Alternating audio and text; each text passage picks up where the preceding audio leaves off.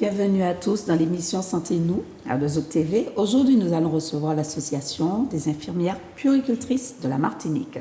Donc, nous allons les laisser se présenter. Elles sont venues au nombre de 3. Nous avons la présidente, la vice-présidente et un assesseur.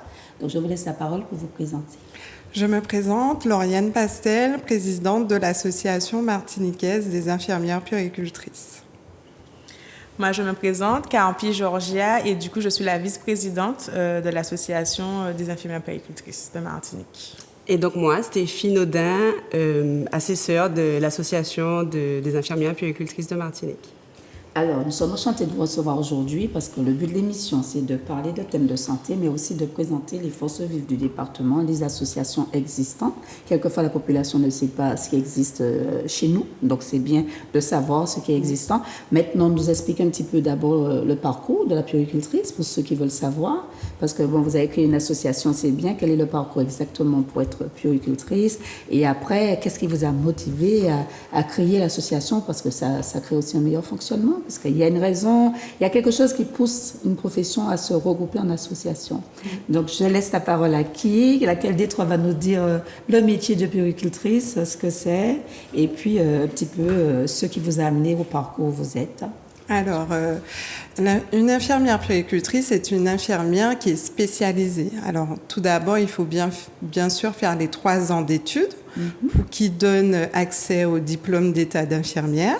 À la suite de l'obtention de ce diplôme, on passe le concours de spécialisation en tant qu'infirmière puéricultrice. La spécialisation dure 1 an. Donc, au total, cela demande 4 ans d'études. Et un concours supplémentaire, mais plus supplémentaire, parce que je viens de l'ancienne réforme, où pour rentrer à l'école d'infirmière, il fallait déjà un concours. Maintenant, c'est sur Parcoursup, à moins qu'on soit déjà aide-soignante ou auxiliaire de puériculture. Donc là, il y a toujours un concours. Mais en tout cas, pour rentrer dans les spécialités, dont la spécialité pour devenir infirmière puéricultrice, il faut passer un concours également. D'accord. C'est comme on dit, il y a la partie bien comprendre que pour être puéricultrice, on est avant tout infirmière. C'est ça, c'est clair et net que ceux qui ne le savent pas le comprennent. Et puis quand on entend puériculture, on voit bébé. C'est ce que beaucoup de personnes voient. Parce qu'il y avait aussi un moment, on parlait d'auxiliaire de puériculture. Et je pensais qu'il y avait un mélange entre l'auxiliaire de puériculture et la puéricultrice. Donc si une de vous peut nous donner la différence entre les deux, ce serait bien. Oui, il y a souvent eu la confusion effectivement par la méconnaissance. Alors l'auxiliaire de puériculture, comme j'aime bien l'expliquer, en gros on dira que c'est l'aide-soignante des enfants, c'est-à-dire que c'est le même parcours, c'est 10 mois de formation où est-ce qu'elles font de l'apprentissage de l'enfant, en gros l'aide-soignante de l'enfant. Alors que la puéricultrice, comme on vient de dire, c'est vraiment une infirmière qui a fait 3 ans d'études et du coup qui a fait 1 année de spécialisation, et d'ailleurs ça tend à être 2 ans, pour être une spécialiste de l'enfant. Voilà, donc c'est la différence, infirmière et auxiliaire de puériculture. C'est bien de le dire parce que c'est vrai qu'il y a un amalgame entre les deux. Hein. Et comment vous êtes arrivé? En Martinique, c'est la seule association qu'il y a au niveau puéricultrice. Oui. D'accord, donc vous regroupez la Martinique. Exact. D'accord, comment vous êtes arrivé à prendre ce choix de dire qu'on va s'associer, on va créer cette association? Il y a toujours quelque chose qui déclenche, non? Alors, bien sûr, il faut savoir qu'on est une profession qui est présente sur le territoire. Nous sommes à peu près une centaine. Après, il est important pour notre métier de pouvoir le promouvoir parce que, comme vous l'avez dit, il y a très souvent l'amalgame entre l'auxiliaire et l'infirmière puériculture. De l'infirmière puéricultrice, excusez-moi. Et en fait, il faut savoir aussi que nous avons un champ qui est très important, un champ de promotion de la santé auprès de l'enfant. Donc c'est très important pour nous d'être regroupés en association pour pouvoir promouvoir notre métier, mais aussi assurer une promotion de la santé de l'enfant sur le territoire. D'accord. On fait quand même la différence, c'est-à-dire qu'on a compris qu'au niveau de l'hôpital, parce qu'il y a quand même la passerelle ville-hôpital. Bon, il y a les puéricultrices en libéral, je pense que c'est pas si important que ça, puisqu'il ne doit pas peut-être avoir d'offres de demande. On demande plus à la partie infirmière et peut-être sage-femme. Est-ce que vous arrivez à vous trouver une place au niveau de celles qui sont libérales ou c'est quand même plus compliqué? Alors, c'est vrai que la fonction de puéricultrice libérale n'est pas quelque chose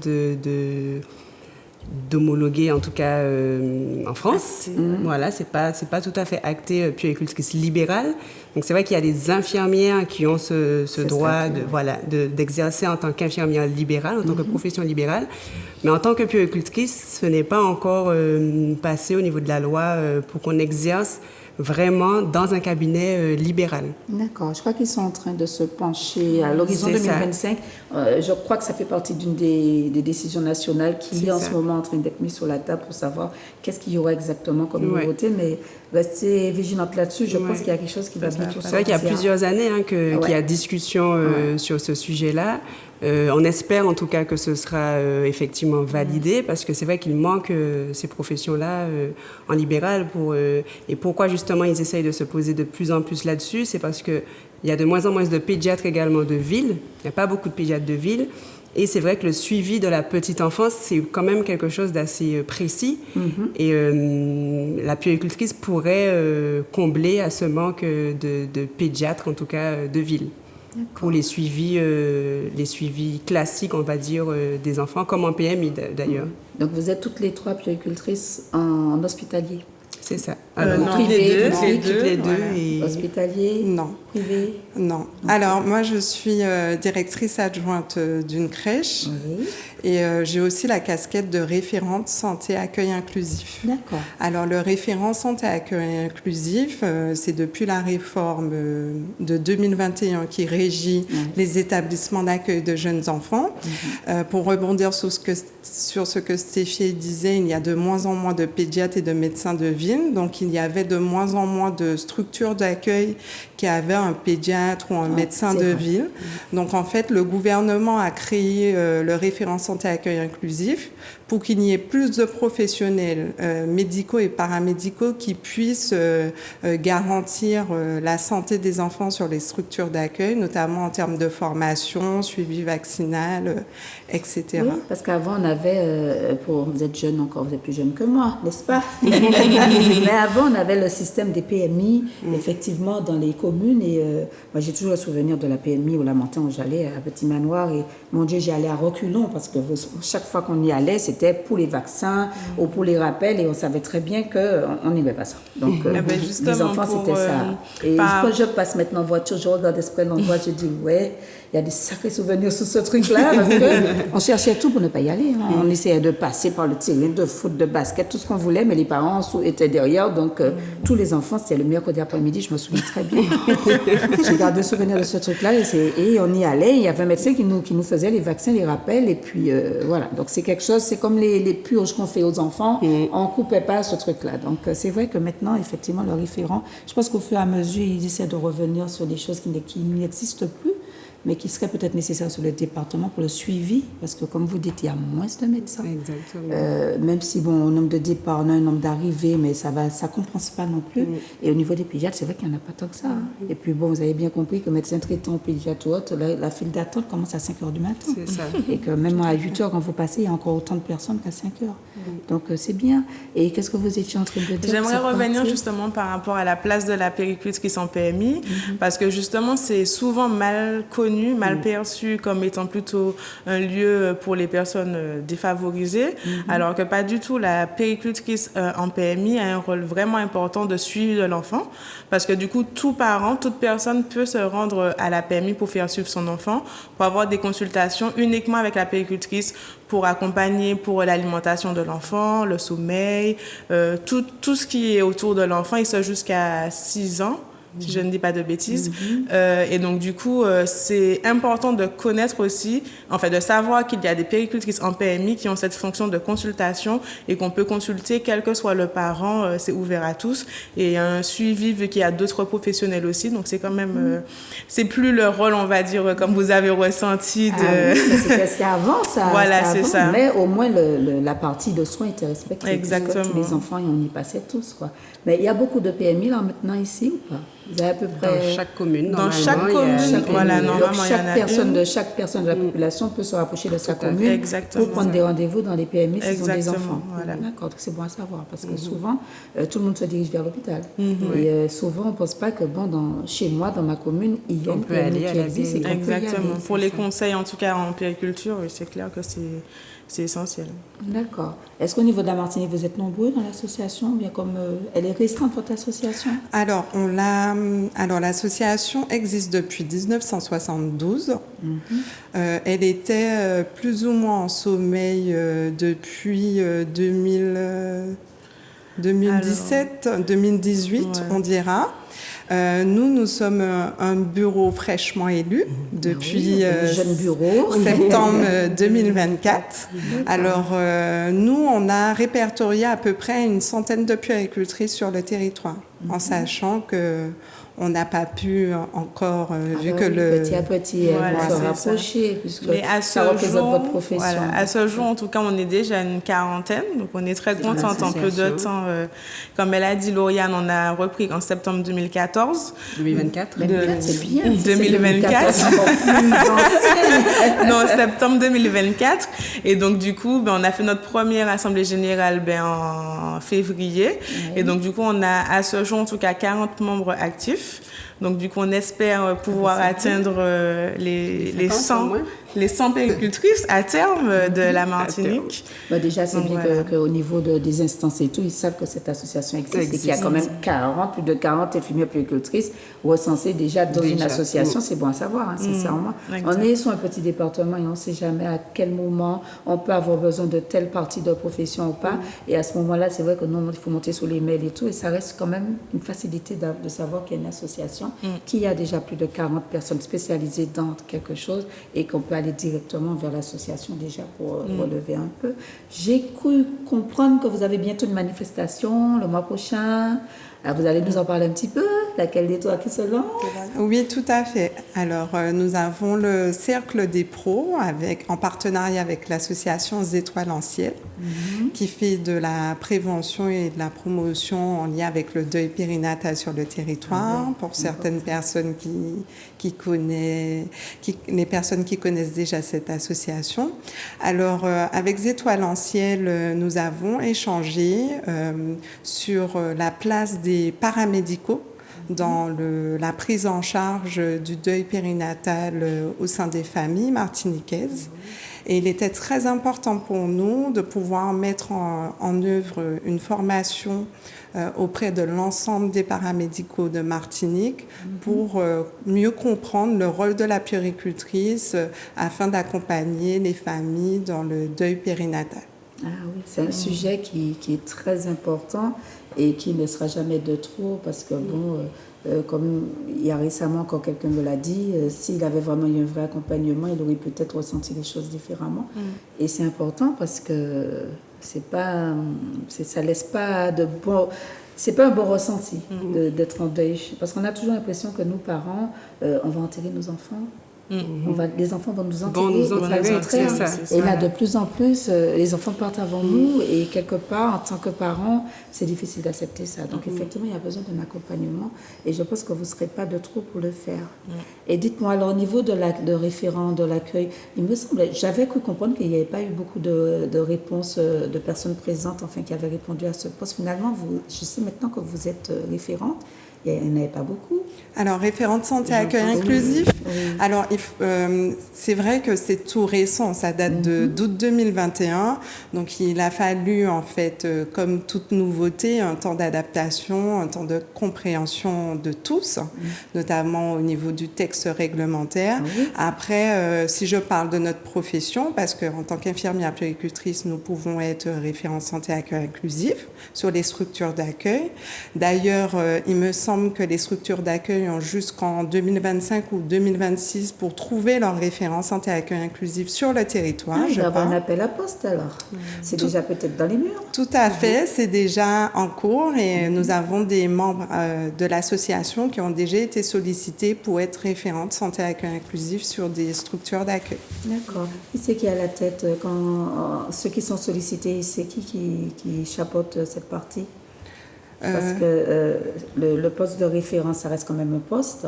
Ce que je veux dire, est-ce qu'il y a un appel à poste, est-ce qu'il y a un appel à candidature, est-ce qu'il y a un concours ou bien est-ce qu'il y a un entretien? Comment ça se passe? Alors, c'est un appel à candidature. Après, il y a bien sûr un entretien pour connaître le parcours de la personne et pouvoir aussi identifier si le parcours de la personne correspond à ce qu'on recherche.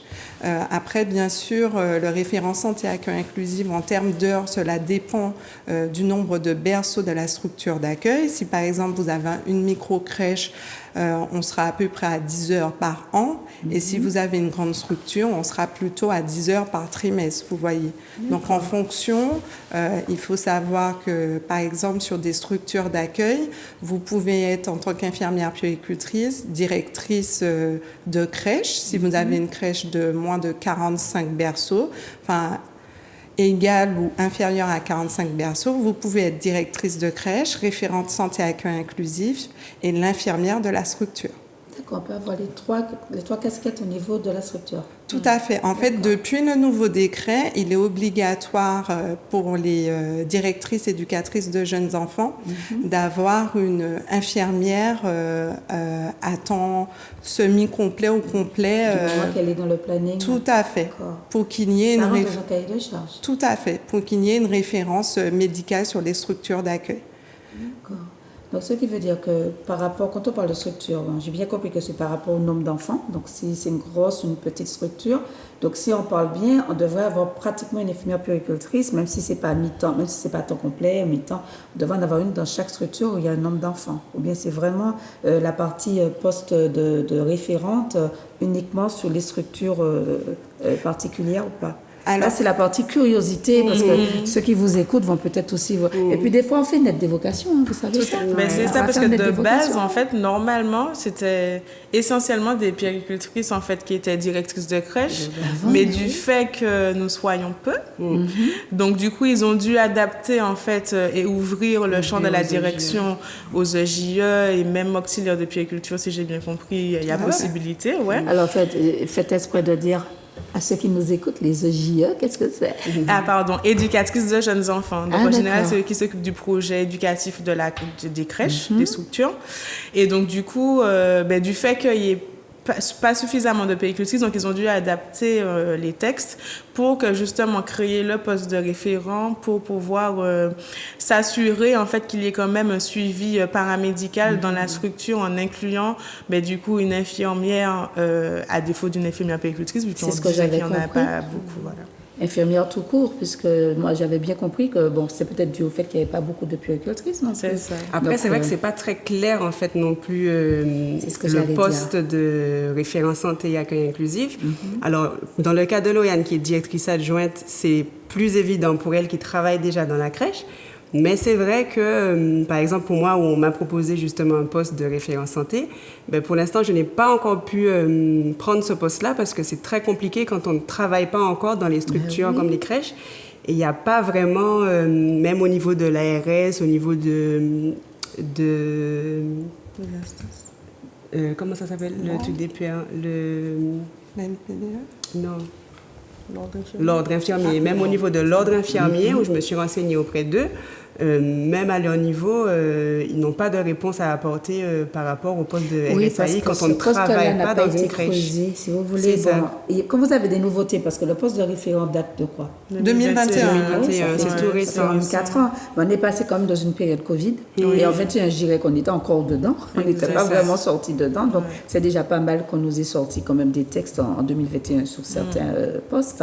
Mais là, il faut creuser. Et puis, sur les petits départements, il y a, comme on dit, les structures, le nombre de lits, puis le nombre de personnes formées. Et maintenant, savoir aussi qu'est-ce que ces structures-là ont comme aide s'ils prennent un référent santé. Et il y a tout ça derrière. Donc, profitez au contraire de l'émission pour lancer votre appel. Parce qu'au niveau de l'ARS aussi, ils ont leur partie à jouer. Au niveau de l'ordre, il y a une partie à jouer aussi il n'est pas trop tard pour la jouer, puisque 2021, maintenant, c'est encore récent. Mais c'est comme je le dis en fait, tout ce qui est comme force vive, tout ce qui est comme nouveauté, il y a le temps d'adaptation et le temps d'application. Donc maintenant là, effectivement, on peut commencer à entrer dans un champ d'application. C'est pour ça que je voulais savoir comment, si elle avait vraiment les 3 casquettes aussi, avec quelqu'un qui avait un poste dans la structure, que vous étiez uniquement référente.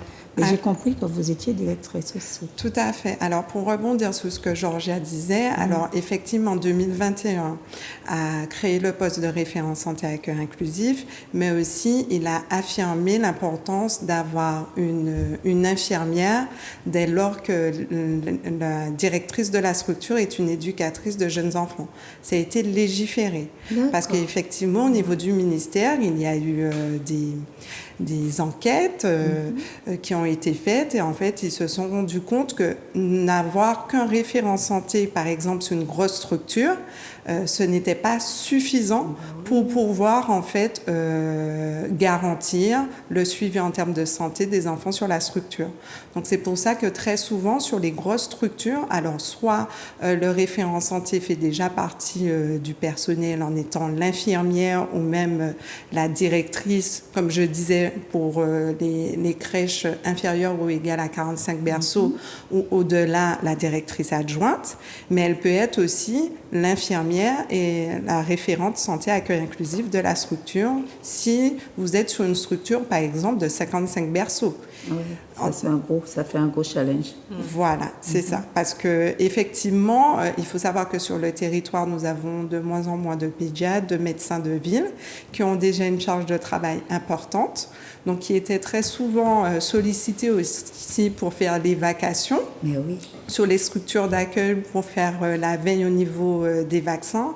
Et pour certains, c'était très compliqué de se dégager du temps. Donc c'est tout ça qui a fait que le gouvernement a pris les mesures qu'il pense être le mieux pour pouvoir garantir le suivi en termes de santé des enfants sur nos territoires, notamment lorsqu'on est sur un territoire où il y a un désert médical. Ah oui, vous savez, on est en 2025, désert médical.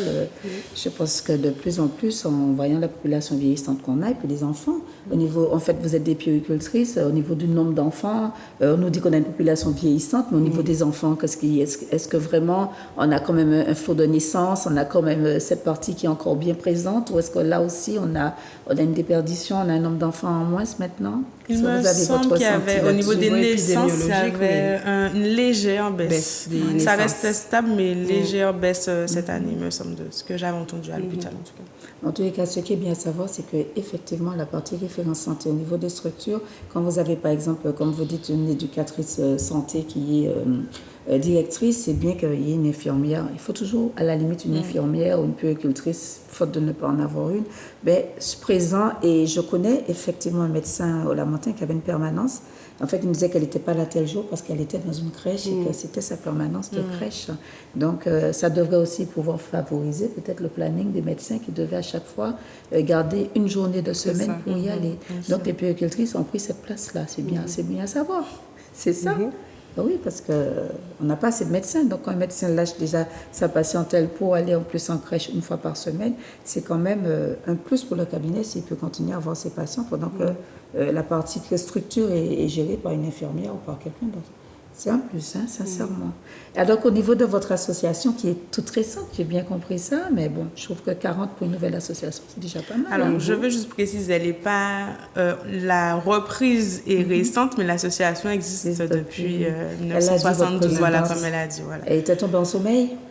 Vous l'avez réveillée? Comme vous l'avez dit, le contexte Covid, je pense que c'est pas que nous, en fait. Il y a beaucoup d'associations qui ont lâché prise après, hein. Même pendant, je dirais. On s'est retrouvés face à quelque chose qui nous a tous dépassés. C'est clair. Tout à fait. Donc, après, il y a le post-Covid. Il faut prendre le temps d'avoir une cohésion, de reprendre contact. Donc, ça a pris le temps qu'il fallait. Mais l'important, c'est que nous soyons là maintenant et actifs. Oui, mais c'est bien. J'aime que pour la population, savoir que vous existez, c'est déjà pas mal. Vous avez toutes les trois fait votre école ici ou vous venez d'ailleurs? Toutes les trois différentes, en fait. Oui. Moi, j'ai fait...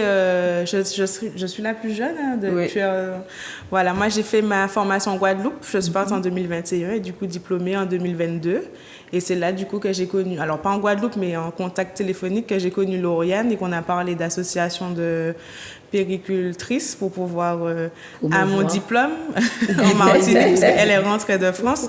Donc, on y pensait, en fait, d'essayer de remonter l'association. Oui, vous avez fait une démarche pour le département, je trouve ça très bien. Voilà. Essayer de créer quelque chose qui existe. Et vous? Moi, j'ai fait ma formation de puéricultrice en Guyane. C'est Et ça par fait la quoi, suite, je suis rentrée. Guyane, région française et C'est ça. métropole? Voilà. C'est bien, une belle diversité. Hein. Tout à fait. Et moi, j'ai fait mon école à Paris, à la PHP. Et j'ai travaillé un certain temps à Paris. Ensuite, j'ai voulu rentrer, comme on dit, chez moi. Aller virer. Tout à fait. Je suis un aller virer, comme on aime dire. Ça, bien sûr, le circuit aller virer, c'est justement pour permettre à ceux qui veulent rentrer chez eux de rentrer.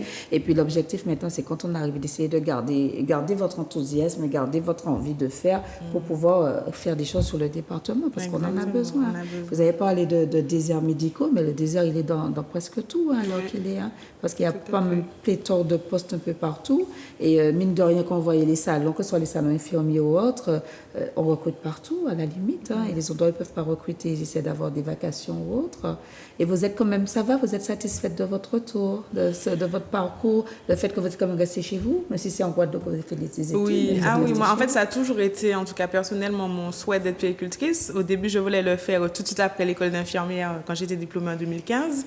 Après, les circonstances ont fait que j'ai préféré rentrer en Martinique après mon diplôme. Donc, je me suis toujours dit que je serais puéricultrice. Donc, combien d'années après, voilà, je me suis lancée, laissant mari et enfant en Martinique pour faire mon année de spécialisation.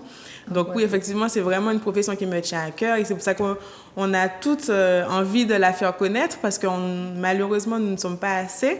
Et donc, comme nous ne sommes pas assez, d'autres professions prennent, entre guillemets, notre place. Donc, du coup, c'est pour ça c'est une de nos missions, d'ailleurs, de faire valoriser notre profession et connaître à tous. D'où l'association. Vous savez, je vais vous dire quelque chose, hein, et c'est la politique de la chaise vide. Hein. C'est exactement vide, ça. Tout le monde va pouvoir s'asseoir dessus. Mais moi, j'aime bien dire, vous pouvez vous asseoir sur ma chaise, ne pas être capable de faire ce que moi, je suis en compétence de faire. Exactement. J'aime bien redire ça aux gens. Je dis, mais non, la chaise, elle est vide, d'accord, mais il y avait quelqu'un qui peut être aller aux toilettes, qui est à côté, qui va revenir, et la personne a sa compétence que vous n'avez pas. Chacun son rôle. Mais c'est ce qui est important. Hein. Alors, et vous, c'est bien, parce que ça permet d'avoir votre cursus. Oui, alors moi, je suis partie vivre en Guyane. Alors, j'ai vécu 7 ans, du coup, en Guyane. Et comme Georgia, j'ai toujours eu cette envie de devenir puéricultrice. Et je travaillais du coup en tant qu'infirmière en Guyane. Et puis l'opportunité s'est présentée parce qu'ils ont ouvert l'école de puéricultrice en Guyane. Et du coup, j'en ai profité dès qu'ils ont ouvert l'école. Elle est récente, hein, cette école? Alors, l'école, moi je suis diplômée de 2018. L'école date de 2016 alors. À peu près. À peu près, oui. 2016, 2017, 2016 je pense, oui. Oui, c'est à peu près ça. Ça va. Et vous avez à peu près combien d'élèves à peu près? Quand j'ai fait mon école, nous étions 12. C'était une promotion de 12. Voilà, parce que l'agrément commence à 12 en fait. C'est vraiment en fait, c'est une spécialité, c'est ce qu'il faut dire. Tout ce qui est spécialité, on n'a pas un gros volume de personnes. Sinon, on n'aurait pas de poste non plus pour toute cette personne sur les petits départements comme ici. Surtout que c'est payant, donc il y a vraiment... il faut avoir le désir de le faire parce que pour la plupart, ceux qui ne sortent pas d'un cursus professionnel, qui ne sont pas pris en charge. Moi, j'ai eu cette chance d'être prise en charge par l'hôpital. Donc voilà, mais en tout cas, dans ma promotion, on était uniquement 5 de Martinique à être prises en charge.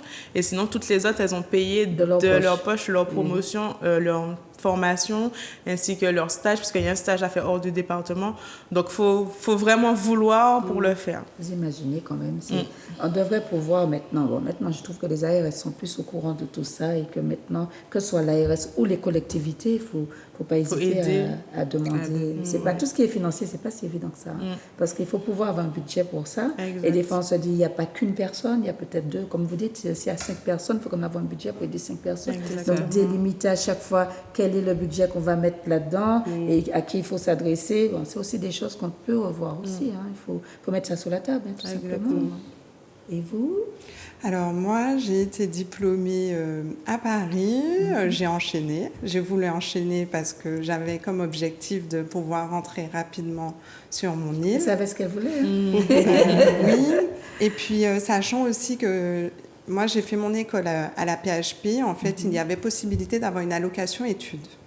L'allocation études, c'est le fait d'avoir plus ou moins un salaire. C'est pas vraiment un salaire. C'est entre... Ça ne rentre pas dans le challenge des 5 ans qu'on devait rembourser après. Alors, c'est pas 5 ans à la PHP, c'est 2 ans. Pour la spécialité en tant qu'infirmière puéricultrice, c'est 2 ans. Infirmière, c'était 5 ans. Et moi, puéricultrice, c'était 5 ans. C'était 5 aussi. En Guyane, c'était 3 ans. 3 ans. Ah oui, Martinique, c'était c'est 3 ans. 3 ans. En Guyane Qui aussi, te c'était prennent en 3 charge, ans. c'est 3 ans. Et la Paris, c'est 2 ans. Alors, la PHP, c'est 2 ans. Vous êtes payé en tant qu'étudiante. La location études, c'est en fait, c'est pas, comment vous expliquer, c'est pas une promotion professionnelle. C'est différent. On travaille pas encore. On va vers les cadres sup ou la directrice des soins en lui expliquant notre projet professionnel et elle nous propose une allocation études sous condition qu'à la sortie en fait de l'école, nous travaillons minimum 1 an ou 2 ans dans le service. Alors la PHP, je parle pour la PHP, c'est 2 ans minimum et c'est 750 € par mois durant toute la scolarité de spécialisation. Donc, ce n'est pas négligeable.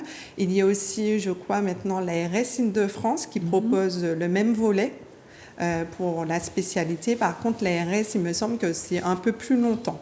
D'accord. Voilà. Ce serait bien de savoir si l'ARS ici, et même celle de Guadeloupe et Guyane, qu'est-ce qu'ils proposent. Vous êtes penché là-dessus ou pas du tout? Vous n'avez pas fait de demande, vous n'aviez pas demandé du tout aux ARS? Non. Non, c'est bon. Moi, je travaillais déjà à l'hôpital, donc c'est l'hôpital qui a formation financé. professionnelle. Moi aussi, Voilà, pareil, c'est formation ça. professionnelle. En fait, c'est pour celles qui y vont et qui vont de leur poche, de leur propre fonds. Celle-là, effectivement, il faudrait peut-être qu'on creuse. Si l'ARS d'Île-de-France propose, on peut quand même poser la question à nos ARS qui sont quand même bien présents pour l'accompagnement. Je dirais, on a de la chance d'avoir quand même des ARS qui, au niveau des professionnels de santé, ils s'investissent quand même, je trouve, dans l'accompagnement et dans l'aide. Mais maintenant, on ne peut pas aider si on ne sait pas que la personne a besoin d'aide. Moi, j'aime bien le dire. S'il n'y a pas d'écrit aussi, il y a l'écrit. Parce qu'on peut dire, bon, j'ai besoin, et puis on n'écrit pas. Et puis maintenant, quand il y a l'écrit, il faut laisser le temps. Après l'écrit, est-ce que vous avez une réponse adaptée? Parce qu'il y a beaucoup qui disent, bon, on a écrit, on n'a pas de réponse. Je leur dis, mais donnez-leur le temps de vous répondre aussi. Et c'est vrai que c'est vraiment vouloir pour dire qu'on met de sa poche 750 € par mois, c'est pas négligeable. Hein. Ça aide, ça met de l'eau. Hein, ça m'a beaucoup aidé. Ça m'a beaucoup aidé. C'est après, puis après, on se dit, bon, si on a après, on est sûr, on a l'assurance d'avoir l'emploi tout de suite derrière. Même parce que ce qu'ils proposent n'est pas plus mal. C'est ce qui était proposé avant pour les infirmières. Vous passez le diplôme, vous passez les études, on vous aide, mais après, vous donnez 5 ans de votre vie.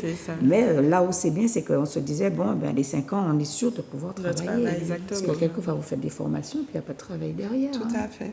Et je pense qu'aussi l'objectif, c'est de garantir en fait aussi que les spécialisations perdurent et qu'entre autres, le niveau de soins reste bénéfique pour tout le monde, pour le département. On a une offre de soins, on a besoin. Hein. Tout ce qui est bébé, personnes âgées, bon, les enfants, c'est quand même un panel où une infirmière qui n'a pas vraiment fait de spécialité, il y en a beaucoup qui n'aiment pas la pédiatrie parce que c'est pas leur partie. Ça reste quand même un choix pour dire que qu'est-ce que vous prenez, chirurgie, pédiatrie, dès le départ. Hein, quand on a la vocation de prématuré, j'avais une petite soeur qui faisait 1,5 kg à la naissance. Elle était grosse. C'est ça. Je regardais dans la couveuse et je me suis assise sur une chaise et j'ai dit, mais c'est aussi petit, un bébé, 1,5 kg, j'ai halluciné. Hein. Et j'ai bien compris que vous êtes en train de me dire qu'il est encore plus petit. Ah oui, bien sûr. Beaucoup plus petit. On disait à l'hôpital, les petites crevettes. Oui, c'est ça. On s'attache à ces enfants-là. Je peux donner 490 grammes. Moi, ça m'a choqué. Oh mon Dieu, 490. Même pas 1 kilo de farine. Et l'enfant a vécu? Ah ben, elle va bien. Après, vous savez que des fois, ils deviennent... Je vois celle qui faisait 1,5 kg, elle est à 44, hein, taille maintenant, elle est bien costaud. Mais oui, ça va très bien après. Mais sur le moment, je trouve que c'est impressionnant de voir un enfant 490 grammes. Ouais, il y a de quoi s'asseoir sur une chaise. Hein, parce que même faire la vision et voir un enfant de 490 grammes dans un berceau, c'est impressionnant quand même. Pour les parents aussi, je trouve que ça ne doit pas être... Ça, c'est des vrais prématurés. Hein. Oui, c'est notre grand prématuré. On travaille dans ce service-là. En réanimation néonatale. Donc, ça fait quoi, de 6 mois, 5 mois? De grossesse? Oui, c'est ça, c'est 6 mois de grossesse à peu près. Oui. Ouais. Parce qu'on dit à partir de 6 mois, on a encore de la chance de pouvoir aller jusqu'au bout si on arrive à accoucher dans de bonnes conditions. Mais 5 mois, c'était déjà limite. Ouais. Souvent. C'est ça. 24 En tout cas, semaines. c'est une belle. Sincèrement, je dirais que c'est une belle vocation de plus. Et puis, il y en a pas. Le service de prématuré, ça fonctionne. N'allez pas me dire quand même que c'est toujours complet. Ça fait de la peine. Non, c'est pas Ah toujours ouais. complet. C'est mais- un service de combien de lits que vous avez? Alors, c'est sectorisé. Donc, il y a le côté où il y a les très grands prémas, justement, où on a 9 lits. 9 lits, 10 lits. Quand on pousse. Ouais. On peut pousser, 10 mais lits. normalement, Voilà. l'ARS nous a donné 9 lits. 9 lits de réanimation néonatale. Voilà. D'accord. On Ils ne arrive sont à pas fonctionner. toujours tous pleins. Heureusement, mais, quand même. On arrive à souvent. fonctionner avec 9 lits sur un département. Oui. C'est jouable, c'est déjà pas mal. Et surtout Ah qu'on oui. est le centre de référence De la Caraïbe. C'est ce que j'allais dire. Donc, De la on En reçoit... Martinique, nous sommes le pôle de référence Ouais, sur beaucoup de de la choses. Il y avait la cardiologie, C'est ça. Ah, ben, prématuré. pédiatrique, voilà, il y a ça Ah, aussi. chez ben nous oui. aussi. Ce qui fait qu'on a souvent l'avion qui arrive, là, qui nous emmène des Exactement. enfants. Exactement. Non, mais ça permet. Vous voyez, vous êtes en train d'apporter à la population des informations supplémentaires parce que vous êtes là, vous existez, mais quelquefois on n'a pas ces informations-là. Sauf quand vraiment on fait partie de ceux qui ont subi la partie grand prématuré, Ouais, c'est qu'on a vrai. vécu ça dans la réalité. Mais savoir qu'on a ça chez nous, moi j'aime bien dire ça, on a ça chez On a nous. ça chez Paul Caraïbe en plus, donc on a ça, le meilleur de la Caraïbe, on a ça. Quand on a ça, il faut quand même pouvoir le valoriser. Valoriser, Et c'est pour ça que exactement. bon, la partie aide pour ceux qui vont de leur poche, il ne faut pas hésiter à faire le courrier pour demander à l'ARS qu'est-ce qu'on peut proposer. Si on ne demande pas, on ne saura pas. D'accord, franchement, je suis très contente de vous avoir reçu sur cette partie-là parce que je trouve que le flyer que vous avez fait pour bientôt, là, pour accompagner la partie étoiles dans étoiles le dans le ciel, ciel. le deuil, c'est quelque chose de très... D'ailleurs, je pense que vous êtes bien passé pour savoir que dans votre Chez service, nous, que, il y a besoin d'un accompagnement là-dessus. Tout à fait. Et c'est là que vous avez peut-être une chaîne pluridisciplinaire avec psychologue, Tout à la fait. puéricultrice, parce que vous avez tout ça dans... Je pense que les étoiles dans le ciel pourront bien expliquer leur partie, mais vu que vous avez demandé à ce que ce soit les pros de santé qui viennent, ça va rentrer plus dans le but d'information, de formation. Alors, c'est plutôt le cercle des pros. Le but, c'est d'avoir un cercle de parole dans lequel chaque personne puisse en fait expliquer son vécu, ses difficultés, et ensemble, nous étudions en fait les situations pour trouver en commun des astuces, avec bien sûr accompagné de 2 psychologues spécialisés qui pourront répondre aux questions des professionnels paramédicaux. D'accord. Vous voyez, là, vous expliquez, au moins on sait maintenant exactement le cercle des pros, parce que à la base, je me suis posé la question, est-ce que c'est une information ou est-ce que c'est en mode de petite formation réduite? Là, c'est une histoire de libérer la parole. Tout à Et de donner des outils aussi pour pouvoir accompagner au mieux les parents, et parents, nous-mêmes les en tant que familles. professionnels, comme on reçoit, etc., l'information. Mais oui, ça aide pour l'accueil, pour la sensibilisation, parce qu'on est désarmés, mine de rien. Tout ce qui est enfant, petit, les prématurés, on est quand même désarmés, je dirais, quelle que soit la profession de santé, d'ailleurs. Et qu'est-ce que j'allais vous demander de plus? Vous prenez quand même, à votre niveau, il y a au niveau des stagiaires qui viennent, parce qu'il y en a qui viennent, Oui. ils gardent quand même la motivation, ou bien après, on en perd un petit peu en chemin. Vous n'avez pas eu en cette général, impression-là? Non, pas du D'accord. tout. Ils sont Ils aiment restés. beaucoup. Alors, c'est vrai qu'extérieurement, quand on dit ça prématuré, quand on dit 490 grammes, ça fait C'est peur. impressionnant. Mais après, une fois qu'on est dedans et qu'on voit en fait que justement, on fait tout pour qu'il aille bien, et il n'y a pas que des décès, il y en a beaucoup qui s'en sortent très bien. Donc, c'est vrai que de voir qu'on peut un peu les aider justement à bien grandir, qu'on peut aider les familles, les parents dans cette épreuve, parce que c'est quand même une épreuve pour les parents d'avoir un petit bébé comme ça. Et puis Donc ça, faut le c'est dire. des heures de visite, c'est ça, une contrainte au niveau exactement. de C'est tout le toute reste. une organisation. C'est comme si on travaille, il y en a des horaires, il faut C'est venir à ça. l'hôpital, il faut Donc voir leur l'enfant. vie est complètement chamboulée partir. parce qu'il faut venir tous les jours, en tout cas pour ceux qui peuvent. La Pour que maman le doit bébé tirer puisse son garder le lait. lien. Voilà, la maman doit tirer son lait. Donc c'est vrai que c'est fatigant, c'est éprouvant pour les familles. Donc de voir quand même qu'on peut leur apporter ce plus, de les accompagner et de faire au mieux pour le bébé et pour la famille, en général ça se passe très bien avec les stagiaires, et ils repartent, ils sont confiants. Il n'y a personne qui a couru, en tout cas, jusqu'à maintenant. Au contraire, il ne faut pas qu'ils courent, on en a besoin. Hein, donc il faut faire de façon... Et ils reviennent travailler dans notre service. Quelque part, vous êtes un service de combien de personnes, combien de personnel, je dirais? On est 60 environ, 60 infirmières puéricultrices et aides-soignantes. Un peu plus, j'aurais dit. 70, je crois, avec les c'est bien, vous êtes nombreuses quand même, c'est bien, on n'est pas de soucis. Après, c'est parce qu'on tourne aussi sur la réanimation néonatale, soins intensifs néonatologie, et on fait aussi réanimation pédiatrique et soins continus pédiatriques. C'est dommage, je n'ai une caméra, pas pour filmer les bébés, mais pour vous suivre un petit peu, vous montrer. Mais là, on a quand même à le voir qu'on a quand même 4 gros panels de services différents, avec des puéricultrices derrière qui sont là et qui veillent au grain pour les prématurés, les petits. C'est génial, hein, franchement. Et j'avais une question en plus pour le référent santé. C'est chaque année, ou bien ils font ça, ils ont tous les 2 ans, 3 ans, mais c'est chaque année qu'il y a un appel de poste dessus ou pas du tout? Une fois que vous êtes en poste, vous êtes là pour à vita aeternam, ou bien c'est quelque chose, vous avez une réévaluation ou quelque chose? Alors, comme pour tout poste, on est bien sûr réévalué. Après, cela dépend du type de contrat. Si nous sommes par exemple sur une micro-crèche, on a 10 heures annuelles. Enfin, c'est le minimum, j'ai oublié de le préciser. Les heures sont légiférées, mais de façon minimale, donc 10 heures annuelles. Vous avez peut-être un CDD de 2-3 ans, renouvelable ou pas. D'accord. Je suis sûre qu'il y en a beaucoup qui vont se dire, tiens, on ne savait pas qu'il y avait cette partie. Donc, on aura aussi appris ça. Je vous laisse toutes les trois le mot de la fin, que vous allez nous dire ce que vous en pensez. Je pense qu'au niveau de votre rencontre, le cercle des pros, moi, j'espère pour vous, franchement, que les collègues, les infirmiers, les puériculteurs, que tout le monde va se mobiliser un petit peu pour venir s'asseoir, discuter, parce que ça ouvre quand même quelque chose sur des solutions qu'on peut trouver ensemble. Parce que quelquefois, c'est quand on est ensemble qu'on sait qu'il y a telle problématique. Si on n'en parle pas, on ne sait pas. Donc ça peut permettre effectivement, j'aime bien le dire, ça peut permettre de libérer la parole, mais surtout d'aller vers des solutions. Alors je vous laisse, Madame la Présidente, Madame la Vice-Présidente, je vous laisse à chacune le mot de la fin pour demander aux collègues de venir, à vos pairs, parce que ce sont vos pairs, de venir. Et puis, je vous laisse le mot de la fin sur cette partie. Déjà, je tiens à vous remercier déjà pour l'invitation, pour pouvoir, c'est exactement ce qu'on recherche avec l'association, un peu de visibilité pour qu'on connaisse notre profession, l'association, et faire parler de nous parce que c'est un métier important, je dirais, mais on a besoin en fait d'experts au niveau de l'enfant en fait pour qu'il puisse se développer au mieux, et vraiment c'est notre action en tout cas actuelle, c'est de travailler pour la Martinique, nos enfants antillais, et donc du coup merci.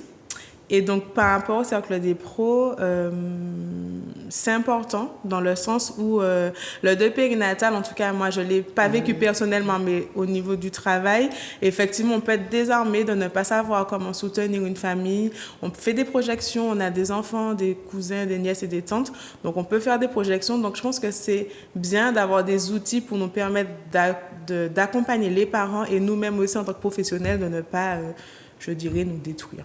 Voilà. Elle a presque tout dit. Oui. J'ai une superbe vice-présidente, je lui dis ça tous les jours. On voit que vous êtes, quand il y a la motivation et qu'il y a l'amour de ce qu'on fait, le reste vient tout seul. Hein. Moi, j'aime bien le dire. Hein. Tout à fait. Alors moi, je rajouterais juste qu'il ne faut pas oublier aussi que la puéricultrice a un rôle très important en termes de promotion de la santé de l'enfant sur notre territoire. Il faut, nous, ce qu'on recherche avec l'association aussi, c'est de pouvoir créer une cohésion pour évoluer en termes de compétences. Notamment, nous avons créé le Bocantage puéricultrice. C'est un moment de partage entre puéricultrices de tout secteur d'activité pour travailler sur des thématiques et améliorer la prise en charge de l'enfant dans cette thématique. Donc, au-delà de promouvoir notre profession, nous voulons aussi pouvoir donner à chaque petit Martiniquais, à chaque famille martiniquaise, un bien-être, une santé auprès de son enfant et sa famille, car nous le savons tous maintenant, la santé est importante. On vous laisse un petit mot. Ah oui, vous êtes là, il faut parler. Alors, je vais rebondir d'ailleurs sur ce que Lauriane a dit par rapport au bien-être des enfants et des familles. On n'en a pas parlé, mais du coup, c'est vrai que j'ai créé un cabinet, une société de bien-être justement, en tant que puéricultrice avec une autre collègue puéricultrice. On a ouvert un cabinet d'accompagnement où on propose des soins de bien-être aux femmes enceintes et aux bébés dans les premières années de vie de bébé. Et c'est vrai que ça aussi, on parle beaucoup du côté soins, maladies à l'hôpital et tout ça. Et on a aussi voulu mettre cette casquette de bien-être plutôt, voilà, d'accompagnement de bien-être. On n'a presque plus le choix. Du côté du bien-être. On a besoin on a tellement de cognitivité derrière maintenant et tellement de soucis qu'on a besoin de cette partie de bien-être. J'ai été enchantée de vous recevoir, de recevoir des jeunes qui sont motivés. Et puis, je vous souhaite comme on dit déjà pour votre prochaine rencontre, le Cercle des Pros, je vous souhaite de la réussite. Et puis, qu'on puisse quand même continuer à informer sur cette partie qui concerne quand même les prématurés et qui est importante parce que aujourd'hui, c'est moi, demain, c'est toi, après, c'est quelqu'un. On n'est jamais... En fait, il faut se sentir concerné partout parce qu'à un moment ou l'autre, on le devient. Dans le circuit. Voilà. Alors, à bientôt pour l'émission Santé-nous et puis on va se revoir sur un autre thème et puis... je laisse le générique de fin puisque il faut partir, malheureusement. Merci à vous. Merci pour cette émission pour la Martinique. C'est vrai, c'est quelque chose. On a besoin de force vive chez nous et de savoir que ça sert à quelque chose et puis que vous allez apporter une information à la population, surtout pour celles qui en ont besoin. On a quelquefois beaucoup de détresse chez tout ce qui est les camps prématurés, c'est de la détresse. Parce qu'on est tellement dans de l'aléatoire, on n'arrive pas à se projeter en fait. Ah oui. Donc, c'est comme je dis, il faut 9 mois pour faire une grossesse, il y a des raisons. Donc quand ils arrivent avant, tout le côté psychique perturbé, donc double travail. C'est ça. D'accord. Voilà. Eh bien, merci d'être venu au sein de notre émission et à bientôt sur Zouk TV. Merci. À bientôt.